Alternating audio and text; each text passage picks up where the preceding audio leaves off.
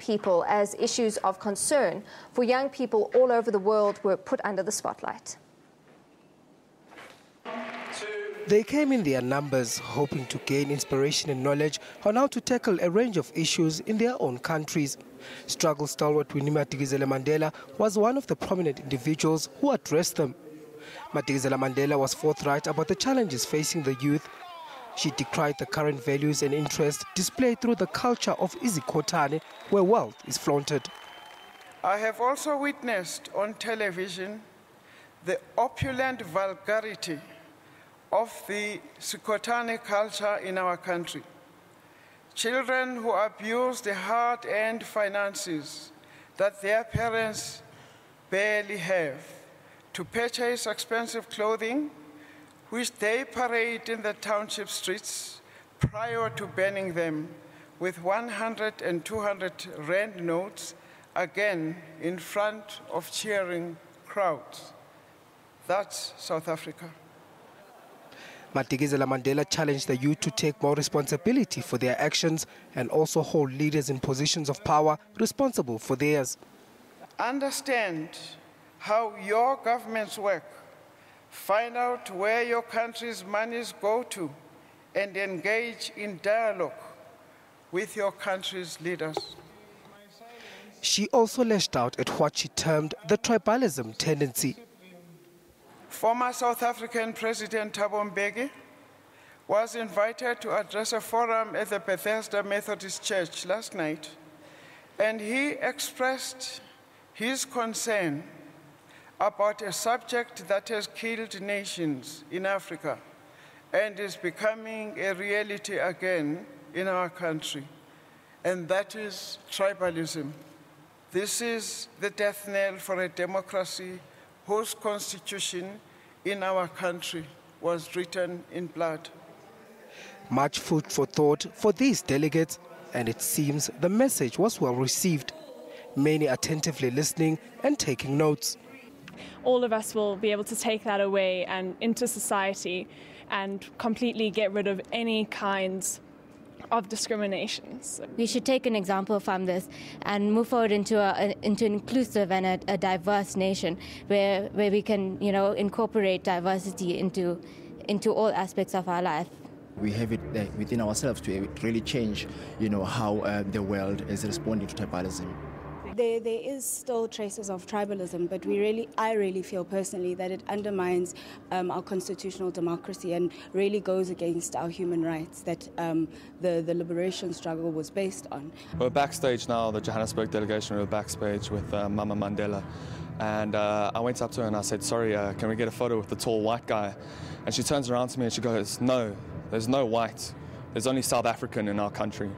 And I was awestruck. I didn't know what to say. I mean, to hear that from a woman in a country where we focus so much on black and white and coloured, and to hear that from such an icon, I was at a loss for words. I couldn't believe what she had said. One young world, 60 of China, on behalf of the continent, we made it! Well, joining me now in studio to take this further, Thato Moreki and Pendile Dlamini, both ambassadors for the One Young World Summit. Good evening to both of you. Thank you for joining me. Good evening, Natasha. Thanks for having us. Well, Thato, I think I'll start with you. If you can just tell us about the organisation or the purpose of the One Young World Conference. Tell us a bit about it. One Young World is a charity based in London. It brings together young people from all over the world, all of 190 countries, to a conference where we have plenary sessions discussing major issues affecting the world, especially young people. So in these plenary sessions, young people sit together and debate on issues in order to find solutions to these problems that the world faces.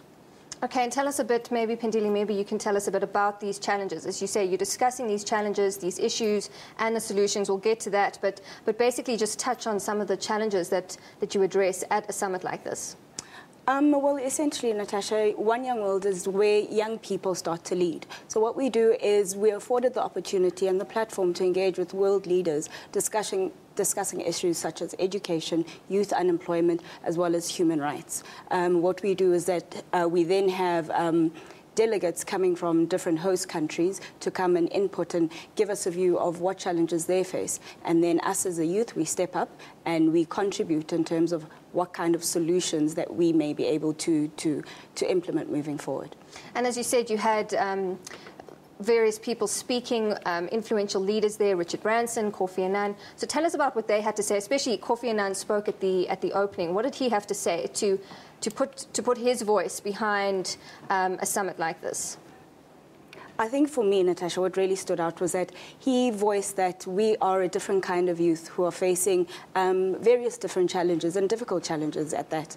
But what he did say, which gave me a lot of confidence certainly, is that the future of the world is in good hands because we are able to innovate and think out of the box and create real implementable solutions for the world challenges.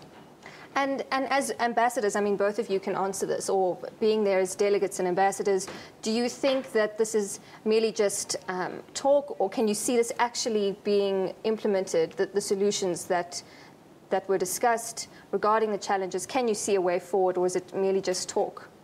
I think it is a start. It is a very important step that we need to take as government, as citizens of our respective countries. The gravity of our problems clearly demonstrate that our policies in sectors such as education and social development are clearly unworkable. So for us as the youth, this is a good platform to give our input, to tell our leaders what we think should be done to address these problems. We delegates coming from 190 countries, Natasha, 1,500 in total, we came together. And essentially, the ethos of One Young World is that collectively we can create a noise that leaders of the world cannot ignore, and we will be able to influence policy and real change. Okay, so practically speaking, how do you influence policy and real change when it comes to approaching government, especially for South Africa? One of the points that were made was that government would need to take a step, as well as the corporate sector, to include young people in, for example, their boards, so that young people can be there when decisions are being taken. And it shouldn't be a situation where you find that problems surrounding young people are being addressed, but the young people are being excluded. Okay, and do you think that internationally there's a common theme to the challenges that youth are facing today, or are there specific things that are unique to South African youth? Well, for me, definitely internationally, issues such as the quality of education was a common thread. So we had discussions of how relevant is our education system in creating valuable members of society. So how do we begin to incorporate different life skills? How do we discuss issues such as entrepreneurship and teach our youth valid skills that they can go out into the world and become employable? More especially for me, which I was very passionate about, is our youth of today doesn't necessarily understand the importance of casting a vote. So one of the delegates actually stood up and said, how do we incorporate something such as a democracy education drive to reach the schools, to make the learners understand that they do have a voice and they have a responsibility to use it by casting their vote? And from the speakers, from somebody like Kofi Annan or from Richard Branson, even from Winnie Madikizela-Mandela, what did they have to say in terms of education? I know they spoke a lot, Richard Branson spoke a lot on corruption, fighting corruption, but in terms of education, what did they have to say?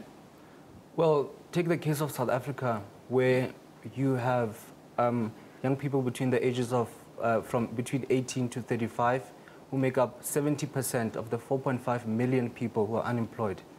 So you clearly see a picture where education in South Africa has taken a back seat. And it is said that the biggest contributor to unemployment is education, as it does not adequately prepare young people for the labor market. Looking at other countries, because we engaged in discussion with young people from other countries, the consensus was that technical training should be the backbone of any modern society. I mean, during the apartheid era, we saw parastatals such as Eskom, the railways, the post office, implementing apprenticeship schemes in order to ensure that there was a reliable stream of technically skilled staff. So I don't think academia should be our only focus. We should venture out into technical training as well. Okay, that's a very good point. I'd like to pick up on that when we get back from our break. So do stay with us. We will be discussing more of this just after the break, right here on SABC News.